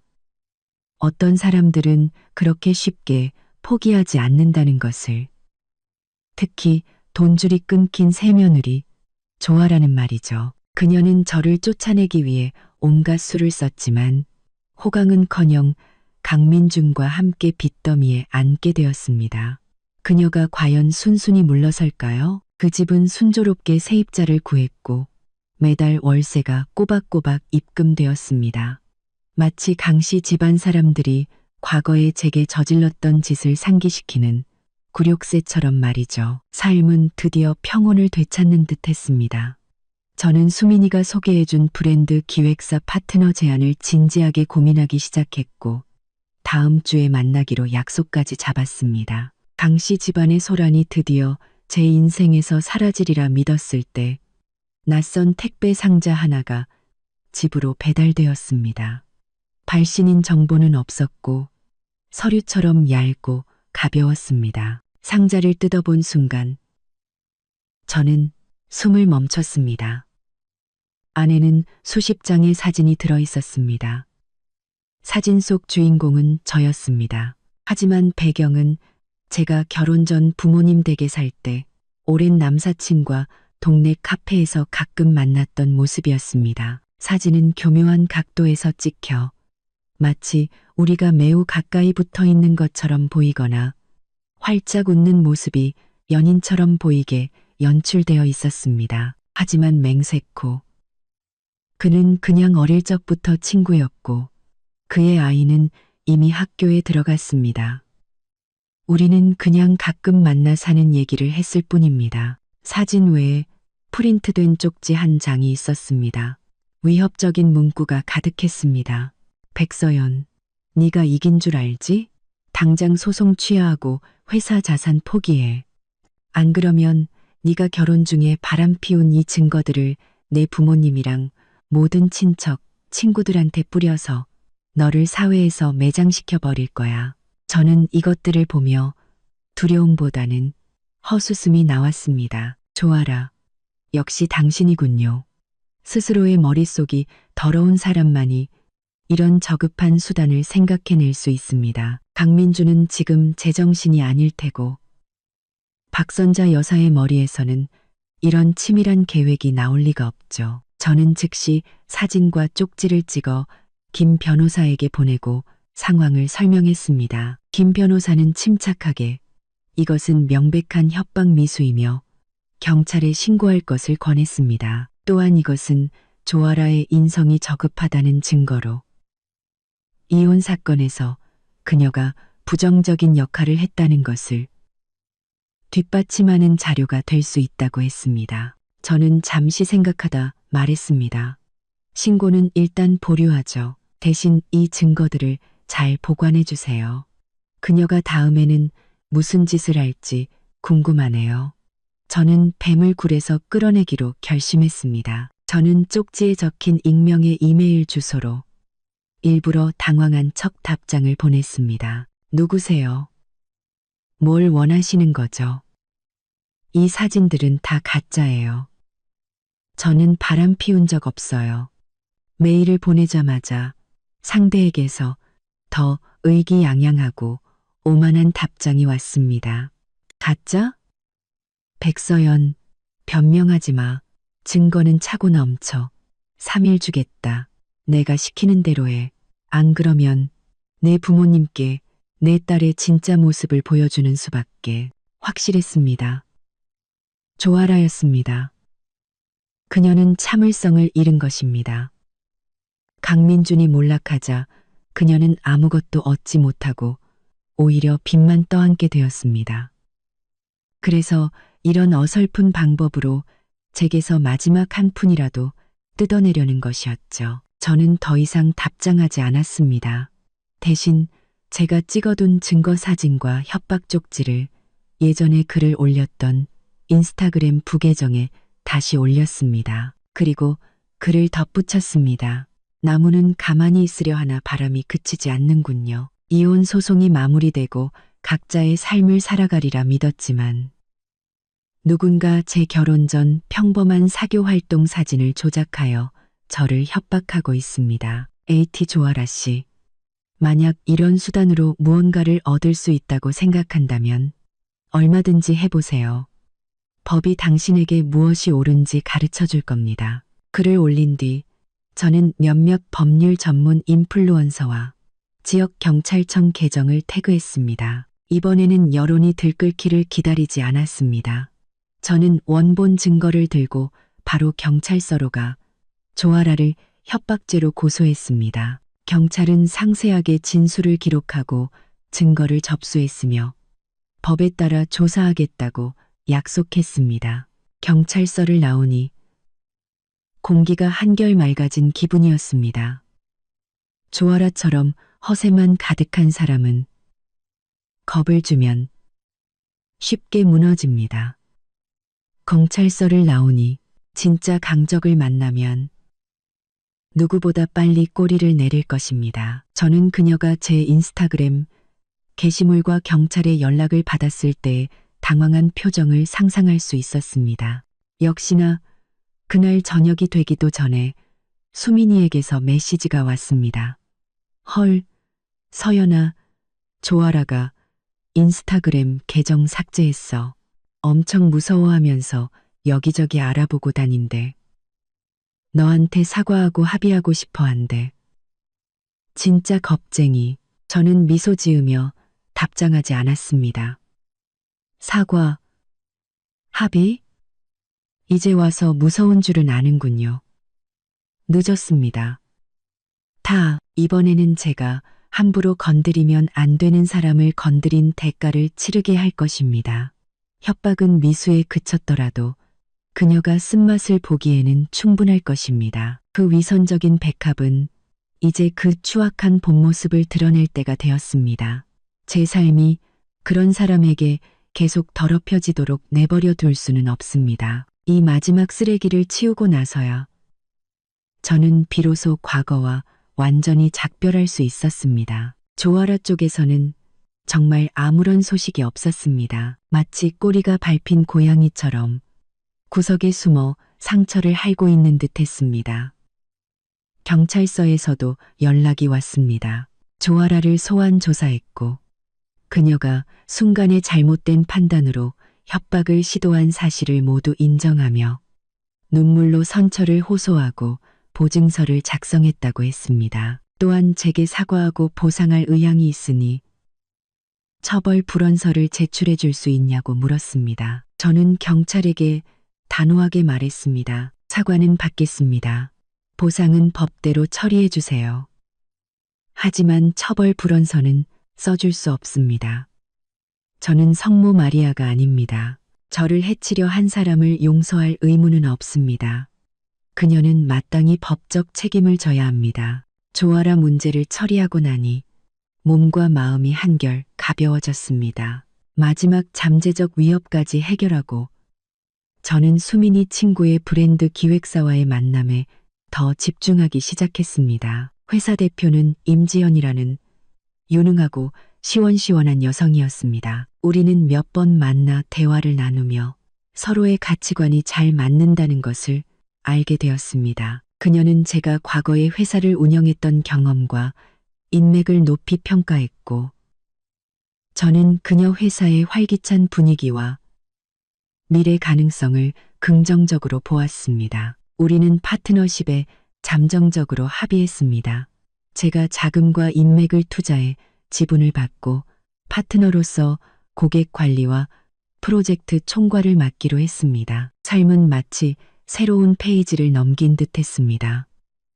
저는 새 회사의 업무에 적응하고 프로젝트 자료를 검토하고 잠재 고객을 만나느라 바쁜 하루하루를 보냈습니다.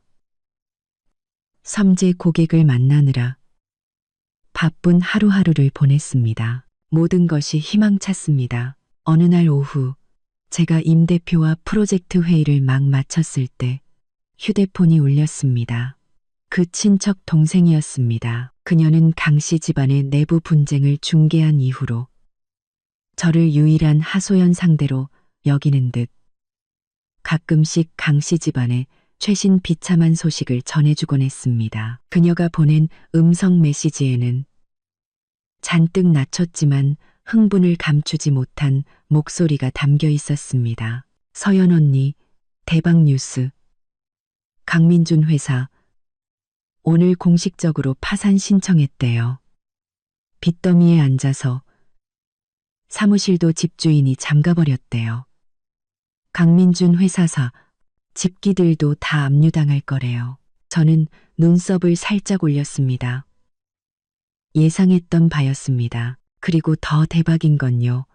강민준 아버지, 강성국 씨가 충격으로 고혈압이 와서 쓰러졌대요. 지금 병원에 입원해 있는데 집안이 완전 난장판이에요. 박선자 여사는 매일 병원에서 울면서 언니 욕했다가 좋아라.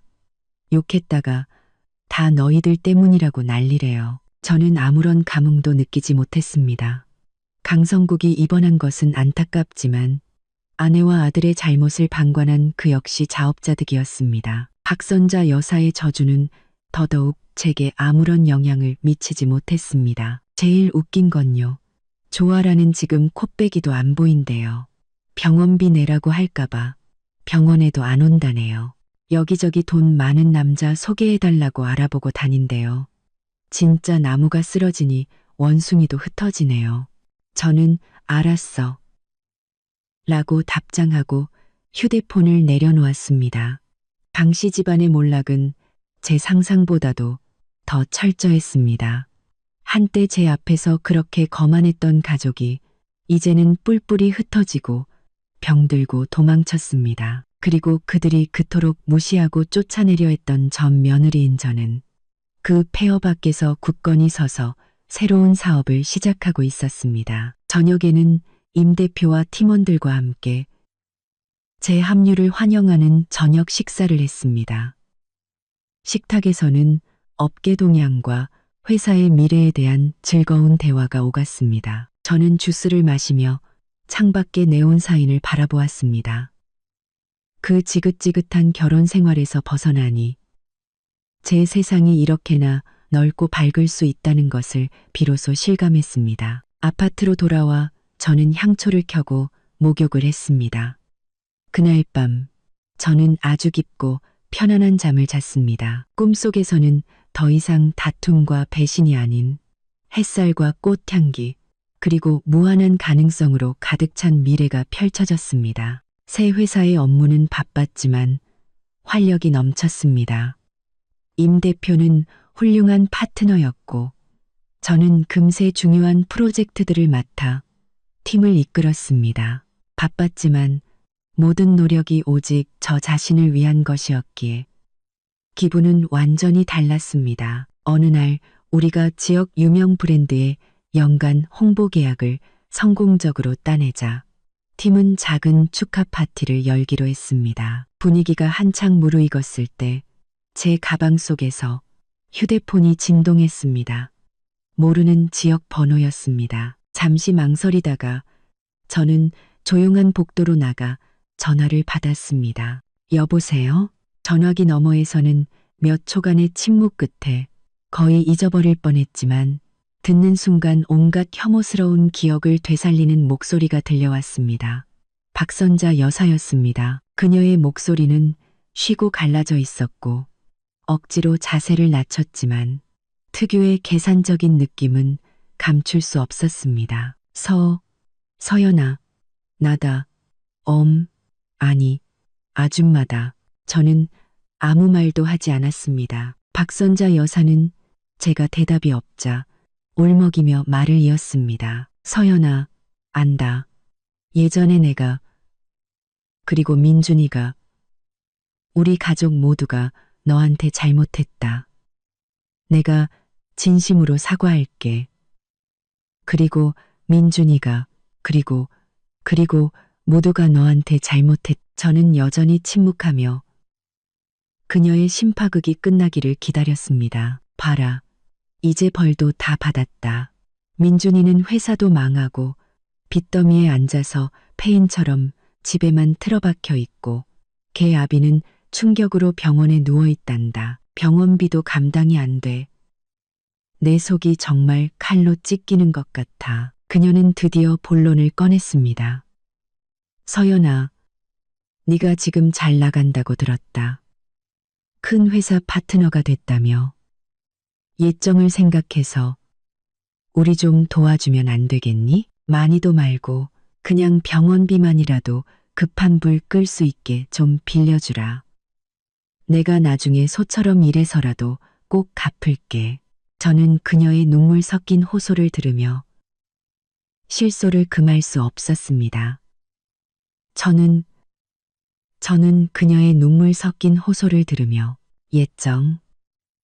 그녀는 도대체 무슨 낯으로 그 단어를 입에 올리는 걸까요? 저는 가볍게 웃었습니다. 그 웃음소리에 박선자 여사의 울음소리가 순간 멎었습니다. 저는 나지막하지만 모든 글자가 모처럼 밝히도록 똑똑히 말했습니다. 박 여사님, 착각하고 계시네요. 첫째, 우리 사이에는 정이 아니라 빚만 남았고 그 빚은 법원이 이미 다 정리해줬습니다. 둘째, 당신 가족의 불행은 당신들 스스로 자초한 것이지 저와는 무관합니다. 셋째, 그리고 가장 중요한 점입니다. 제 돈은 저 백서연이 제 능력으로 번 돈입니다. 당신들 강씨 집안이라는 밑 빠진 독에 부어줄 생각은 단 한 푼도 없습니다. 당신들이 죽든 살든 부자가 되든 거지가 되든 저와는 이제 아무 상관없으니 다시는 제 삶에 끼어들지 마세요. 저는 말을 마치고 그녀가 더 매달릴 틈도 주지 않고 전화를 끊고 그 번호를 차단했습니다. 식사 자리로 돌아오자 임 대표가 웃으며 물었습니다. 무슨 일이야? 스팸 전화. 저는 주스를 한 모금 마시고 아무렇지 않게 웃었습니다. 네, 그냥 잘못 걸려온 전화예요. 모두들 다시 즐겁게 대화를 이어갔습니다. 하지만 저는 알고 있었습니다. 박선자 여사가 체면을 버리고 전화를 했다는 것은 강씨 집안이 정말 막다른 길에 몰렸다는 뜻입니다. 궁지에 몰린 쥐는 고양이를 물 수도 있습니다. 두렵지는 않았지만 경계는 늦추지 말아야 했습니다.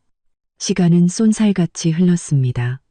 저는 회사에서 완전히 자리를 잡았고 가끔 수민이와 만나 수다를 떨고 주말에는 부모님 댁에서 평온한 시간을 보냈습니다. 강씨 집안에 대한 소식은 제 삶에서 완전히 사라졌습니다. 어느 토요일 오후 저는 새로 생긴 대형 가구 쇼핑몰에 갔습니다.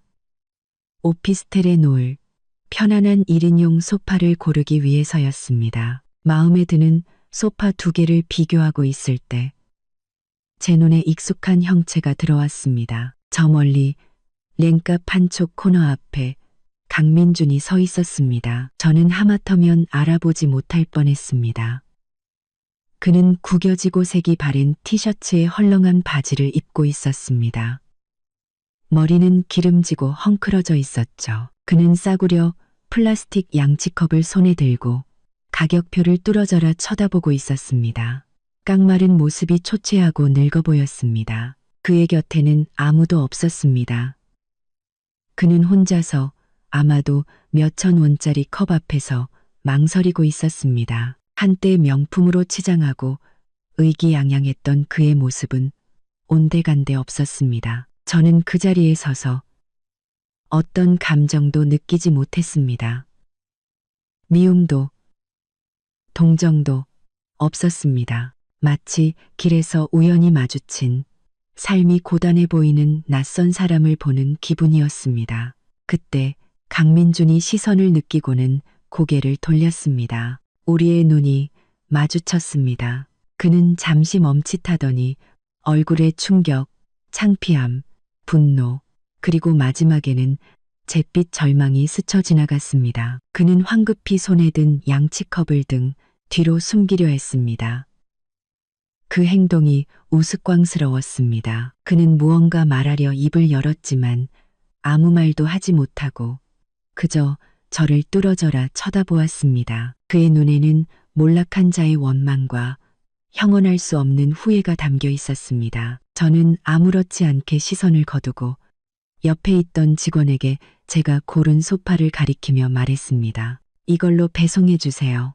저는 계산을 마치고 단 한 번도 강민준 쪽을 돌아보지 않았습니다. 그의 시선이 계속 제 등에 꽂혀 있는 것을 느꼈지만 저는 아무렇지도 않았습니다. 저는 당당하게 쇼핑몰 출구를 향해 걸어갔습니다. 쇼핑몰을 나서자 맑은 공기가 저를 반겼습니다. 휴대폰을 확인하니 팀 단톡방에 임 대표가 다음 주 월요일에 중요한 새 고객과 미팅이 있으니 준비하라는 메시지를 보내놓았습니다. 저는 네, 알겠습니다. 라고 답장하고 푸른 하늘을 올려다보았습니다. 제 세상에는 새로운 도전과 저를 아껴주는 가족과 친구, 그리고 무한한 가능성으로 가득 찬 미래가 있었습니다. 주차장으로 향하는 제 발걸음은 올 때보다 훨씬 더 가벼웠습니다. 한때 제게 끝없는 고통과 굴욕을 안겨주었던 그 남자는 이제 제 감정을 조금도 흔들 수 없게 되었습니다. 이것이야말로 진정한 극복이자 최고의 복수였습니다. 반년이 훌쩍 지났습니다. 제가 맡았던 브랜드 홍보 프로젝트는 대성공을 거두었고 저는 회사의 부사장으로 승진했습니다. 수민이는 제 승진을 축하한다며 멋진 레스토랑을 예약했습니다. 제가 도착했을 때 그녀는 휴대폰을 보며 웃고 있었습니다. 이것 봐, 최신 소식이야. 그녀가 내민 휴대폰 화면에는 지역 커뮤니티 게시판에 올라온 글이 있었습니다. 제목은 한때의 사모님은 어디에? 몰락한 집안의 비참한 근황. 사진 속에는 머리가 하얗게 새고 값싼 옷을 입은 박선자 여사가 시장에서 몇백 원을 깎기 위해 상인과 실랑이를 벌이는 모습이 담겨 있었습니다. 다른 사진에는 공사장에서 안전모를 쓴 강민준이 힘겹게 자재를 나르는 모습이 찍혀 있었습니다. 게시판 댓글에는 조롱과 비아냥이 가득했습니다. 인과응보다. 전 며느리 그렇게 내쫓더니 꼴 좋다. 듣자 하니 남편은 파산하고 빚더미에 앉고 새 부인은 돈 많은 남자 만나 도망갔다던데. 완전 자업자득. 수민이가 속삭였습니다. 듣자 하니 강민주는 공사장에서 막노동하고 박선자 여사는 낡은 연립주택으로 이사가서 매일 시장에서 떨이채소 사 먹는데 조아라는 진작에 돈 많은 아저씨 만나서 도망갔지. 저는 조용히 휴대폰을 돌려주었습니다. 마음속에는 어떤 통쾌함도 없었습니다. 그저 나와는 상관없는 낯선 사람들의 이야기처럼 느껴졌습니다. 수민이가 조심스럽게 물었습니다. 너 아무렇지도 않아? 시원하지도 않아? 저는 스테이크를 한 조각 잘라 입에 넣으며 웃었습니다. 시원할 게 뭐가 있어? 각자 자기 인생 사는 거지. 그 사람들이 어떻게 살든 이제 나랑은 상관없어. 수민이는 잠시 저를 보더니 이내 활짝 웃으며 제 어깨를 쳤습니다. 와, 역시 우리 백 부사장님. 클래스가 다르네. 이게 진짜 다 잊었다는 거지. 멋지고 능력 있는 우리 백 부사장님을 위하여 건배. 우리는 웃으며 잔을 부딪혔습니다. 레스토랑에는 부드러운 음악이 흐르고 맞은편에는 저를 진심으로 축하해주는 친구가 있었습니다. 저는 이 순간 전에 없던 만족감과 평온함을 느꼈습니다. 식사를 마치고 저는 밤거리를 천천히 걸어 집으로 향했습니다. 밤 공기는 상쾌했고 도시의 불빛은 아름다웠습니다. 한때 저는 이혼이 세상이 무너지는 일이라고 생각했습니다. 하지만 이제는 압니다. 잘못된 사람과 환경을 떠나는 것은 실패가 아니라 새로운 시작이라는 것을. 그 붉은색 이혼 서류는 제 인생의 오점이 아니라 더 나은 삶으로 가는 통행증이었습니다. 강민준, 박선자, 조아라.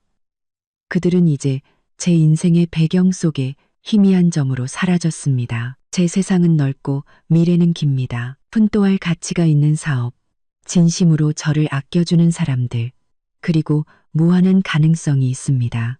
과거는 그냥 과거에 묻어두면 됩니다. 아파트 아래에 도착해 제 집 창문에서 새어나오는 따뜻한 불빛을 보았습니다. 저곳은 온전히 저 백서연만의 아늑하고 평온한 안식처입니다. 저는 가볍고 단호한 발걸음으로 건물 안으로 들어갔습니다. 제 새로운 인생은 이제 막 시작되었습니다. 그리고 이번에는 오직 저 자신을 위해 가장 멋진 모습으로 살아갈 것입니다.